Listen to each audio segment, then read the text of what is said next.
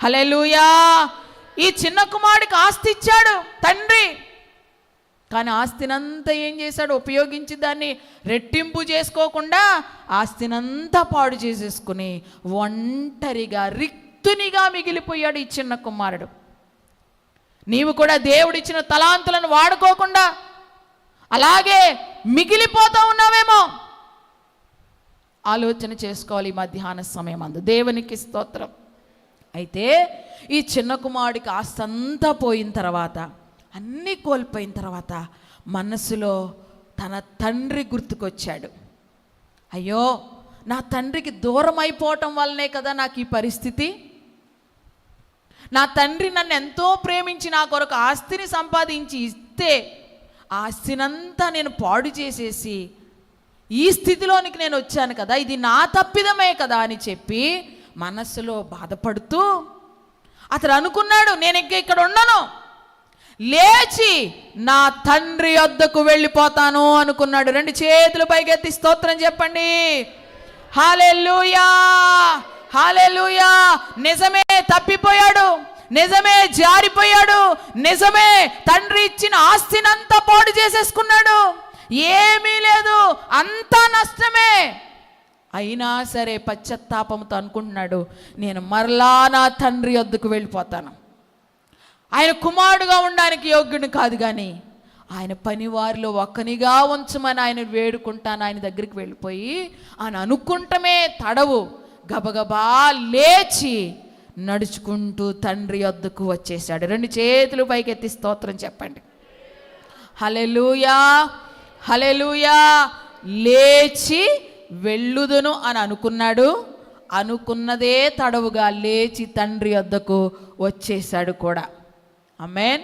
ఈ మధ్యాహ్న సమయంలో దేవుని వాక్యం వింటున్నటువంటి మనము కూడా ఈ తప్పిపోయిన కుమారుడు వలె, ఈ చిన్న కుమారుడు వలె మనం కూడా తండ్రికి దూరంగా వెళ్ళిపోయామేమో. ఏమైనా విషయాల్లో పడిపోయారేమో, ఏమైనా విషయాల్లో జారిపోయారేమో, ప్రార్థనలో పడిపోయారేమో, భక్తిలో పడిపోయారేమో, పరిశుద్ధతలో పడిపోయారేమో, దేవునికి మీరు చాలా దూరం అయిపోయారేమో. ఒక్కసారి ఆలోచన చేసుకోండి. రక్షణ పొందిన దినము మొదలుకొని ఈ దినము వరకు అస్సలే ఏ విషయంలో తప్పిపోకుండా ఉన్నవారు ఇక్కడ ఉన్నారా? ఉన్నారండి? ఏదో విషయంలో తప్పిపోయారా లేదా? ఫస్ట్లో చేసినంత ప్రార్థన ఇప్పుడు చేస్తున్నారా? రక్షణ పొందిన కొత్తలో చేసినంత ప్రార్థన ఇప్పుడు చేస్తున్నారా? దేవునికి స్తోత్రం. అస్తమాను బైబిల్ చదివేవారే చదువుతున్నారా? హల్లెలూయా. అప్పుడు ఎంతో పరిశుద్ధంగా ఉండేవారు. అమ్మో, నా పరిశుద్ధత నేను కాపాడుకోవాలని వాటికి వీటికి ఎంతో దూరంగా ఉన్నారే, దుష్ట సాంగత్యానికి దూరంగా ఉన్నారే. మరి ఇప్పుడు అలాగే ఉంటున్నారా? మెల్లిమెల్లిగా లోకంతో కలిసిపోయారా? మెల్లిమెల్లిగా పాత అలవాట్లు మనలోనికి వచ్చేసాయా? దేన్నైతే విడిచిపెట్టామో మరలా దాని దగ్గరికే చేరామా? హల్లెలూయా. ఒక్కసారి మనల్ని పరిశీలన చేసుకుందాం. ఒకవేళ ఏ విషయంలో అయినా నువ్వు తప్పిపోతే, పడిపోతే, జారిపోతే పరిశుద్ధాత్మ దేవుడు అంటున్నాడు, అక్కడి నుంచి లేచి వెళ్ళు, లేచి బయలుదేరు. హల్లెలూయా. ఆ స్థితిలో నుంచి నువ్వు లేచి ఎక్కడికి రావాలంటే తండ్రి వద్దకు వచ్చేయాలి. ఎక్కడికి రావాలి చెప్పండి? తండ్రికి నువ్వు దూరం అయిపోయావు. పరలోకపు తండ్రి యొక్క ప్రేమకు నువ్వు దూరం అయిపోయావు. ఆయన సహవాసానికి నువ్వు దూరం అయిపోయావు. ఆయన సన్నిధికి నువ్వు దూరం అయిపోయావు. రక్షణ పొందిన కొత్తలో మానకుండా ప్రతి ఆదివారం వచ్చేసేవారు. హల్లెలూయా. కానీ ఇప్పుడు మొదటి ఆదివారమే వస్తున్నారు కొంతమంది. అంటే సన్నిధికి దూరం అవ్వట్లేదా? హల్లెలూయా. దేవుని సన్నిధి యొక్క విలువ నువ్వు గ్రహించలేకపోతున్నావు.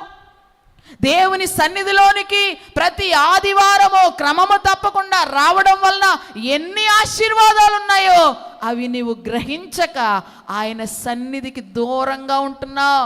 ఏదో అప్పుడప్పుడు వస్తున్నావు, మొదటి ఆదివారం వస్తున్నావు. హల్లెలూయా. రక్షణ పొందిన కొత్తలేమో ప్రతి ఆదివారం వచ్చేవాళ్ళు, ఇప్పుడు ప్రతి ఆదివారం వస్తున్నారా?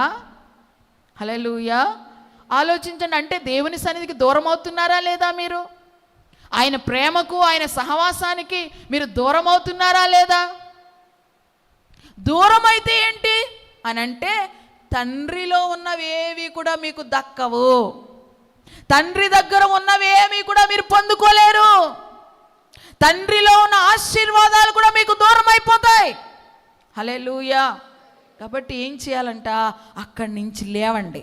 ఎక్కడ పడిపోయారో అక్కడ లేవండి. ఆమేన్. పడిపోయిన చోట నుంచి మనం ఏం చేస్తాం? లేస్తామా లేదా? హల్లెలూయా. భలే పడిపోయామని అక్కడే కూర్చుని ఉంటారా?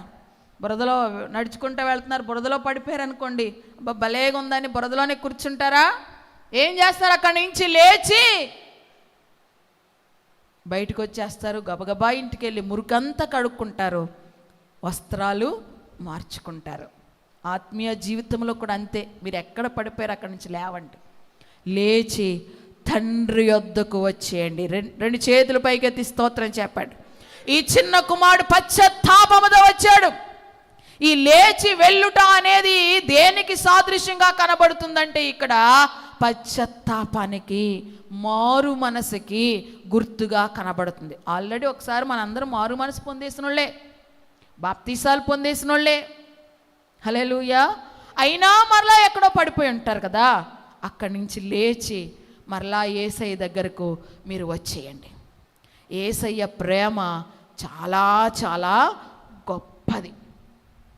చూడండి, ఈ చిన్న కుమారుడు తండ్రి వద్దకు వెళ్ళిపోదానని చెప్పుకుని బయలుదేరి వచ్చేసాడు తండ్రి దగ్గరికి. అయితే ఈ తండ్రి ఏం చేస్తున్నాడు? కుమారుడు వెళ్ళినది మొదలుకొని ఏదో ఒక రోజున నా కొడుకు తిరిగి వస్తాడని చెప్పి ఆ మేడ పైన కూర్చుని ఎదురు చూస్తూ ఉన్నాడంట. నా కొడుకు వస్తాడు, నా కొడుకు వస్తాడు నా తండ్రి. హల్లెలూయా. ఎదురు చూస్తూ ఉండగా కొన్ని సంవత్సరాలు అయిపోయి ఉండొచ్చు. అయితే ఒకానొక రోజున ఒక వ్యక్తి చిరిగిపోయిన బట్టలతో, మాసిపోయిన బట్టలతో, గడ్డమంతా పెరిగిపోయి, తలంతా పెరిగిపోయి, మురికిగా, చాలా బికారిగా ఉంటూ ఒక వ్యక్తి నడుచుకుంటూ వస్తున్నాడంట. పైనుంచి తండ్రి చూస్తూ ఉన్నాడు కదా. ఆ తండ్రి ఆ కొడుకు దూరముగా ఉండగానే గుర్తుపట్టేశాడు. దేవునికి స్తోత్రం. హల్లెలూయా. దూరంగా ఉండగానే గుర్తుపెట్టేసి, అసలు గుర్తుపట్టలేనంతగా అయిపోయింది అతని పరిస్థితి. వెళ్ళేటప్పుడు ఎంతో చక్కగా టక్ చేసుకుని సూటు బూటు వేసుకుని వెళ్ళుంటాడు పాపం. హల్లెలూయా. దేవునికి మహిమ కలుగును గాక. బోళ్ళు ఆస్తుంది కదా, చక్కగా సూటు బూటు అన్నీ వేసుకుని నీటికి వెళ్ళాడు. అలాగే వస్తాడని ఎదురు చూస్తున్నాడు తండ్రి. కానీ ఇప్పుడు వచ్చేటప్పుడు అలా లేదా పరిస్థితి. చిరిగిపోయిన బట్టలు, మాసిన గడ్డం, బికారిలాగా వస్తున్నాడు. అయినా సరే తండ్రి తన కుమారుణ్ణి గుర్తుపట్టాడు. ఆమేన్. హల్లెలూయా. గుర్తుపట్టి గబగబా పైనుంచి దిగి వచ్చేసి పరుగున వెళ్ళి ఆ కుమారుని హత్తుకుని మెడ మీద పడి ముద్దు పెట్టుకున్నాడంట తండ్రి. దేవునికి స్తోత్రం. మురికోసన వచ్చేయట్లేదా? ఎంత మురికోసనం అయినా సరే తండ్రి ప్రేమ చూడండి. కొడుకు పశ్చాత్తాపంతో తిరిగి వచ్చేసరికి గబగబా వెళ్ళి హత్తుకుని మెడ మీద ముద్దు పెట్టుకున్నాడంట. అంత మాత్రమే కాదు, గబగబా ఇంట్లోకి తీసుకొచ్చి సేవకులను పిలిచి ఇతనికి క్షౌరం చేయించి, స్నానం చేయించి, ప్రశస్త వస్త్రాలు తొడిగించి, కాళ్ళకు చెప్పులు తొడిగించి, ఉంగరము తొడిగాడంట మరలా. హల్లెలూయా. ఆ కొడుకు ఏమనుకున్నాడు? నా తండ్రి ఇచ్చిన ఆస్తినంతా నేను పాడు చేసేసాను, నా తండ్రి అసలు నన్ను చేర్చుకోడు, ఇష్టపడడు, కొడుకుగా అసలు అంగీకరించడు, కాబట్టి పనివాన్లో ఒకనిగా ఉందామని వచ్చాడు. కానీ ఈ తండ్రి ప్రేమ ఎంత గొప్పదంటే, వచ్చిన కుమారుని చేర్చుకోవటమే కాకుండా ఉంగరము తొడిగి మరలా నిబంధన చేస్తూ నీవు నా కుమారుడవు అని ప్రకటించాడు. దేవునికి స్తోత్రం. హల్లెలూయా. రెండు చేతులు పైకెత్తి స్తోత్రాలు చెప్పండి. హల్లెలూయా. ఆ తండ్రి చూడండి, ఆస్తంతా పట్టుకుని వెళ్ళిపోయి పాడు చేసి వచ్చినటువంటి ఆ కుమారుణ్ణి చేర్చుకుని మరలా కొడుకుగానే చేసుకున్నాడు. పనివానిగా చేయలేదు, మరలా కొడుకుగానే చేసి అందరినీ పిలిపించి గొప్ప విందు చేస్తున్నాడు. ఇదిగో తప్పిపోయిన నా కొడుకు మరలా తిరిగి వచ్చాడని చెప్పి అందరినీ పిలిచి గొప్ప విందు చేయించాడు. ఇది తండ్రి ప్రేమ. ఆమేన్. ఆ తండ్రి ఎవరో తెలుసా? మన పరలోకపు తండ్రి. ఆమేన్. హల్లెలూయా, హల్లెలూయా. నువ్వు జారిపోయావు, నువ్వు పడిపోయావు, పాపములో పొర్లాడుతూ ఉన్నావు. అయినా నువ్వు పశ్చాత్తాపపడి అక్కడి నుంచి లేచి గనక తండ్రి యొద్దకు వస్తే ఆ ప్రేమ ఎంత గొప్పదో తెలుసా? ఆ తండ్రి మరలా నిన్ను హత్తుకుని, నిన్ను ముద్దు పెట్టుకుని, నిన్ను శుద్ధి చేసి, ప్రశస్త వస్త్రాలు నీకు తొడిగించి, ఉంగరము తొడిగి నీతో నిబంధన చేసి, నిన్ను తన కుమారుడిగా కుమార్తెగా చేసుకోవడానికి ఇష్టపడుతూ ఎదురు చూస్తున్న ప్రేమ యేసయ్య ప్రేమ. ఆమేన్. హల్లెలూయా. నువ్వు నిజంగా వచ్చావా? ఆయన చేర్చుకుంటాడు. ఆమేన్. హల్లెలూయా. త్రోసివేయుడు. నేను నీకు తలాంతులు ఇచ్చి పంపించాను, ఇవన్నీ పాడు చేసుకుని వచ్చావు, నిన్ను రక్షించాను, మంచి వస్త్రం వేసి పంపించాను, నీకు ఎన్నో వరాలు ఇచ్చాను నీకు, అయినా నువ్వు జారిపోయావు, తప్పిపోయావు, పడిపోయావు, నువ్వు నా దగ్గరికి రావడానికి వీల్లేదు అని అన్నాడు తండ్రి.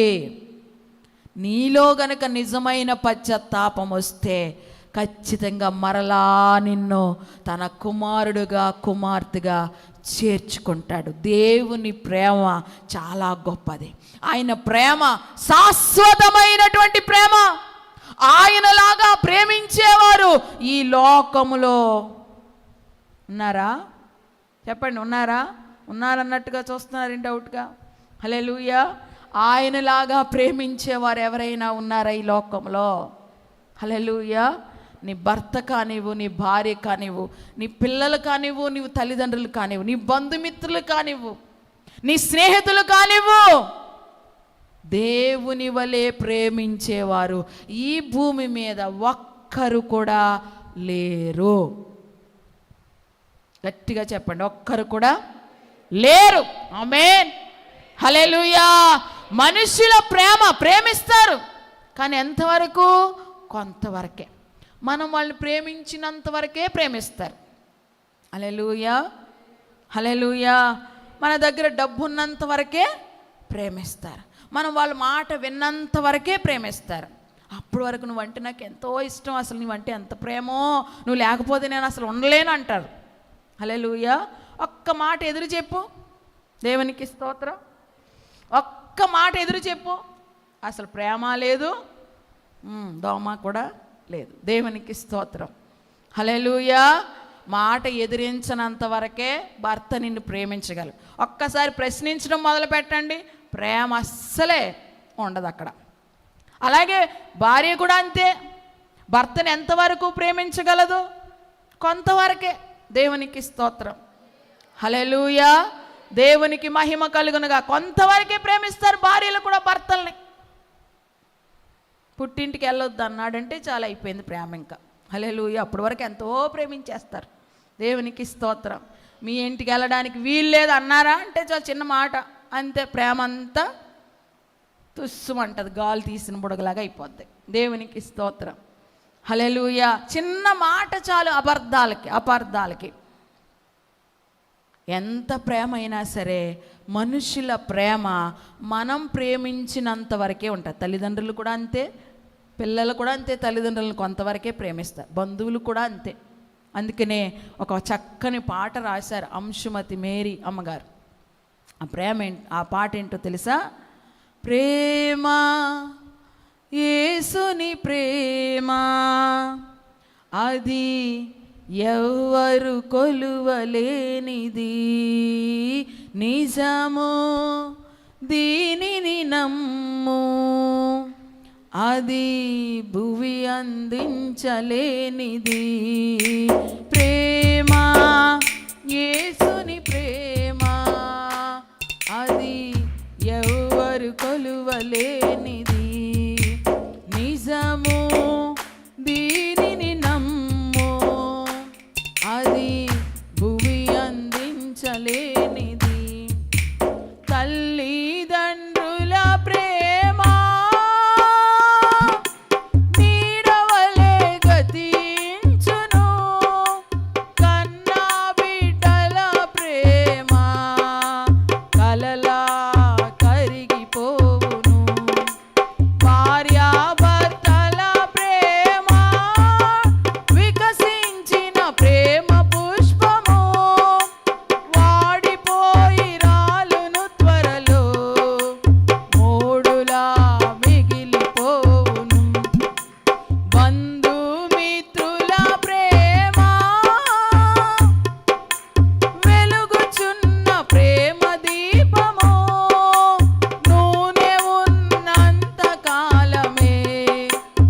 వెలుగునిచ్చి ఆరిపోవును. ధరలోని ప్రేమలన్నీయు స్థిరము కావు, తరిగిపోవును. క్రీస్తు యేసు కల్వరి ప్రేమ కడవరకు ఆదరించును. ప్రేమ, యేసుని ప్రేమ, అది ఎవ్వరు కొలువలేనిది. నిజము, దీనిని నమ్ము, అది భువి అందించలేనిది. నిజమే కదా, తల్లిదండ్రుల ప్రేమ అంటే నీడలాగా తించిపోతుంది. కన్నబిడ్డల ప్రేమ కలలా, భార్యాభర్తల మధ్య ప్రేమ వికసించిన ప్రేమ పుష్పం. ఆ పుష్పం ఏదో ఒక రోజున ఏమవుతుంది? వాడిపోతుంది, రాలిపోతుంది. బంధుమిత్రుల ప్రేమ వెలుగుచున్న ప్రేమ దీపం. నూనె ఉన్నంత కాలమే వెలుగుతుంది అది. అంటే నూనె అంటే ఏంటి? డబ్బులు, ఆస్తి, పదవి, హోదా అన్నీ ఉన్నంతసేపు బంధుమిత్రుల ప్రేమ వెలుగుతుంది. నూనె అయిపోయింది అనుకోండి, ఆరిపోతుంది. ధరలోని ప్రేమలన్నవి స్థిరము కావు, తరిగిపోతాయి. కానీ క్రీస్తు యేసు కల్వరి ప్రేమ కాడ వరకు కూడా నిలిచి ఉంటుంది. అది శాశ్వతమైన ప్రేమ. మనం ప్రేమించకపోయినా ప్రేమిస్తుంది ఆ ప్రేమ. దేవుని ప్రేమ ఎంత గొప్పదంటే, మనం ఆయన్ని ప్రేమించకపోయినా ఆయన మనల్ని ప్రేమిస్తున్నాడు. మనం ఆయన్ని తన్నేసినా మనల్ని ప్రేమిస్తున్నాడు. ఆయన గాయాల్లో వేలు పెట్టి కెలికేస్తున్నాం. మనం ప్రతిరోజు ఏదో పాపం చేసి ఆయన గాయాల్లో వేలు పెట్టి కెలుకుతా ఉన్నాం, అయినా ప్రేమిస్తున్నాడు ఆయన. హల్లెలూయా. అంత గొప్ప ప్రేమ మనం ఆరాధించుచున్నటువంటి దేవుని ప్రేమ. ఆ ప్రేమ కలిగినటువంటి దేవుడు దినమెల్లా నీ వైపు చేతులు చాపి పిలుస్తూ ఉన్నాడు. నా కుమారుడా, నా కుమార్తె, తిరిగి నా యొద్దకు రా.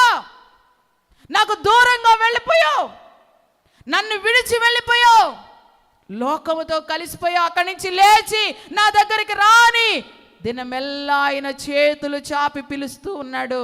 ఆయన స్వరం విని నువ్వు పడిన స్థితిలో నుంచి లేచి తిరిగి ఆయన దగ్గరకు వస్తే ఆయన నిన్ను చేర్చుకోవడానికి, హత్తుకోవడానికి, నిన్ను మరలా ప్రశస్తమైన వస్త్రములతో అలంకరించి తన కుమారుడిగా, తన కుమార్తెగా చేసుకోవడానికి ఇష్టపడుతున్నాడు. ఆమేన్, హల్లెలూయా. కనుక ఒక్కసారి మనల్ని మనం పరిశీలన చేసుకుందామా ఈ మధ్యాహ్న సమయంలో. ఎక్కడైనా జారిపోయారా? ఎక్కడైనా పడిపోయానా? నా దేవునికి, నా తండ్రికి నేను దూరంగా వెళ్ళిపోయానా అని పరిశీలన చేసుకుని, ఒకవేళ నువ్వు దేవునికి దూరంగా వెళ్ళిపోయావని నీకు అనిపిస్తే, ఏ విషయంలో నేను పడిపోయానని అనిపిస్తే, వెంటనే పశ్చాత్తాపముతో అక్కడి నుంచి లేచి వచ్చేయి తండ్రి దగ్గరికి. ఆమేన్, హల్లెలూయా. ఈ మధ్యాహ్న పరిశుద్ధాత్మదేవుడు మీకు ఇస్తున్న సందేశం ఇదే. లేచి రండి.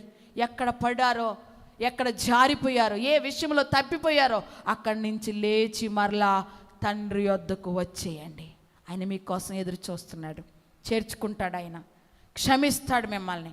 కొంతమంది అనుకుంటారు, అయ్యో దేవుల్లో నేను ఎంతో బలపడి మరలా పడిపోయాను, ఇప్పుడు మరలా వెళ్ళి అడిగితే దేవుడు నన్ను క్షమిస్తాడా లేదా అని కొంతమంది భయపడుతూ వెనకడుగు వేస్తూ ఉంటారు. అలా చేయొద్దు. దేవుడు నువ్వు నిజమైన పశ్చాత్తాపంతో వస్తే ఆయన క్షమించటానికి సిద్ధంగా ఉన్నటువంటి దేవుడు.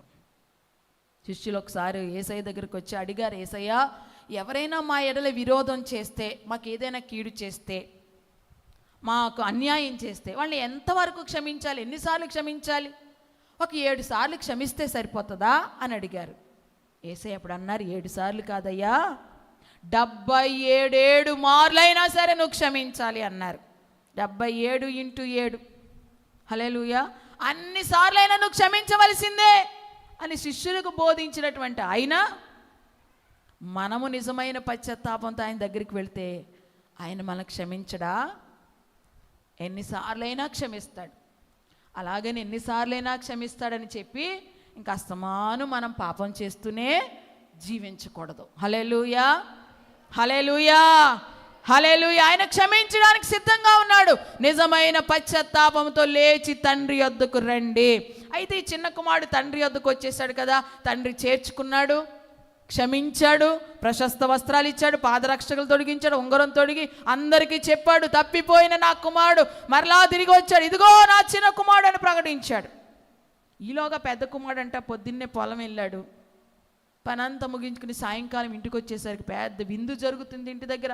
ఆర్భాటాలు, నాట్యాలు, గందరగోళంగా ఉంది, పెద్ద ఆనంద హేళ జరుగుతూ ఉంది. ఏమైందో అర్థం కావట్లేదు. ఒక సేవకుని పిలిచి, ఏంటి ఈ విందులేంటి, ఈ డ్యాన్సులేంటి, ఈ అడావిడేంటి, ఏంటి సంగతి అని అడిగితే అతడు చెప్పాడు, నీ తమ్ముడు తిరిగి వచ్చాడు, అందుకే నీ తండ్రి సంతోషంతో ఎంత గొప్ప విందు చేయించాడు అన్నాడు. హల్లెలూయా. తప్పిపోయిన తమ్ముడు తిరిగి వస్తే అన్న ఏం చేయాలి చెప్పండి? ఏం చేయాలి? సంతోషించాలా వద్దా? దేవునికి స్తోత్రం. హల్లెలూయా. సంతోషించాలా వద్దా? కానీ ఈ అన్న మాత్రం అలా సంతోషించట్లా. నేను ఎప్పుడు తండ్రి దగ్గరే ఉన్నాను, ఎప్పుడు తండ్రి మాటకు నేను ఎదురు చెప్పలేదు, తండ్రి ఏం చెప్తే అది చేశాను, నా తండ్రి నాకు ఇచ్చిన ఆస్తినంతా నేను కాపాడుకుంటూ అన్ని విషయాల్లో తండ్రికి లోబడుతూ తండ్రి దగ్గరే నేను ఉంటే ఏ రోజున నా తండ్రి నా కోసం విందు చేయించలేదు. కానీ నా తండ్రి మాట ఎదిరించి వెళ్ళిపోయి ఆస్తంతా పాడు చేసుకుని రిక్తునిగా తిరిగి వచ్చిన నా తమ్ముడు కోసం ఇంత గొప్ప విందు చేయిస్తాడా అని చెప్పి వ్యసన పడుతూ కోపగించుకుని ఇంట్లోకి వెళ్ళిపోయాడంట పెద్ద కుమారుడు. హల్లెలూయా. తండ్రి విషయం తెలుసుకుని వచ్చి, నా కుమారుడు ఎందుకు నువ్వు బాధపడుతున్నావు, నీవెప్పుడు నాతో కూడా ఉన్నావు కదా, నావన్నీ నీవు కాదా? దేవునికి స్తోత్రం. తప్పిపోయిన నీ తమ్ముడు తిరిగి వచ్చినందుకు సంతోషించడానికి బదులుగా దుఃఖపడుతున్నావా, కోపపడుతున్నావా, ఎందుకు అలా బాధపడుతున్నావు? లే, నావన్నీ నీవి అని ఆ కుమారుడికి చెప్పాడు. దేవునికి స్తోత్రం. హల్లెలూయా. నిజమే, ఈ పెద్ద కుమారుల్లాగా మనం ఉండకూడదు. ఎలా ఉండకూడదు చెప్పండి?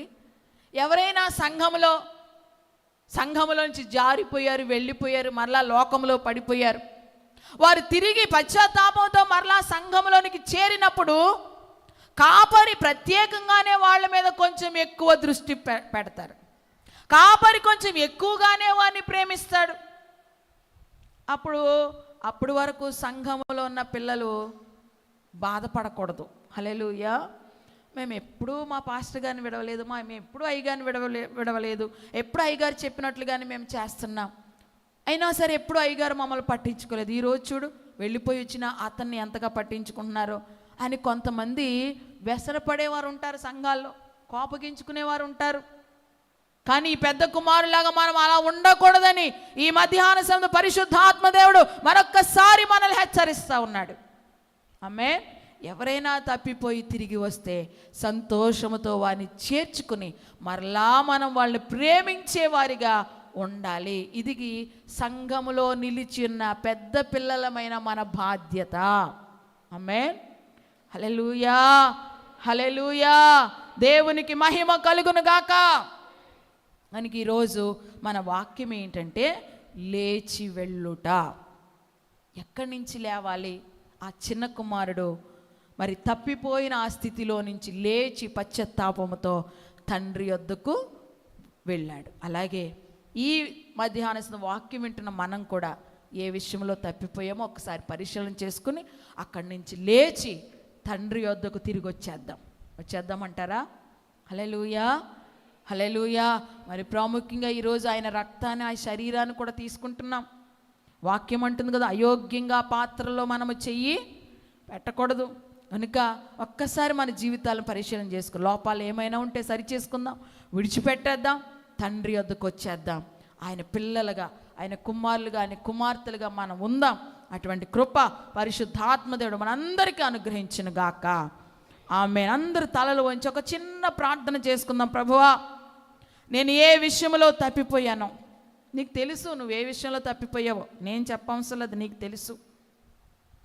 నువ్వు ఎక్కడ పడిపోయావో నీకు తెలుసు. ఏ విషయంలో జారిపోయావో నీకు తెలుసు. ఏ విషయంలో నువ్వు దేవునికి దూరం అయిపోయావో, తండ్రి ప్రేమకు దూరం అయిపోయావో నీకు తెలుసు.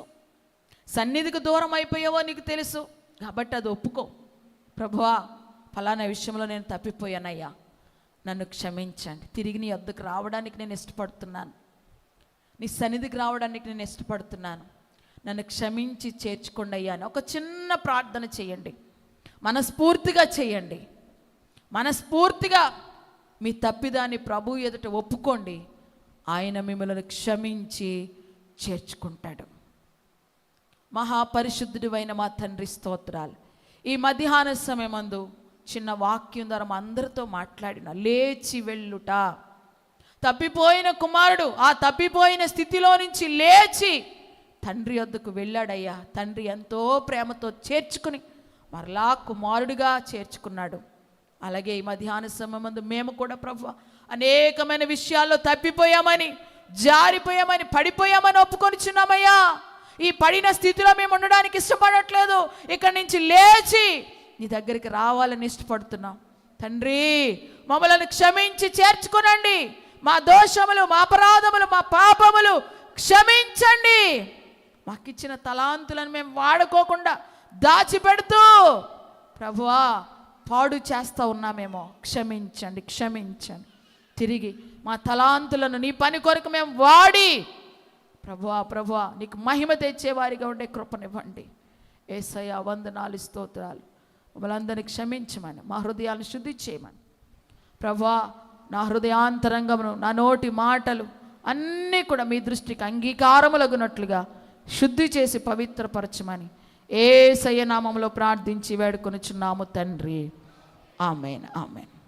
అందరికీ వందనాలు.